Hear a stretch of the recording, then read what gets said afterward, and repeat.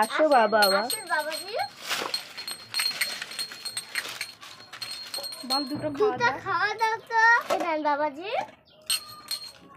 তোমার মুখে কি হয়েছে?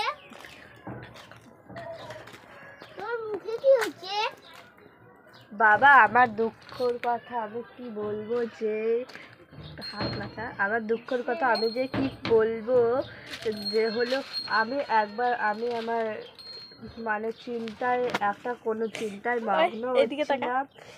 তার জন্য একবার ঋষিমশাই এসে বলল, একটা অভিশাপ দিল, তারপর থেকে আমার মুখ এটা হয়ে গিয়েছে, এই দুর্দশা হয়ে গেছে। এটার কোনো মানে সমস্যার উপবাদ থাকলে আমাকে দাও।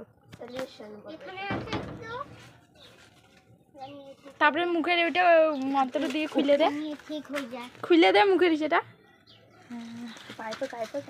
পাইপ।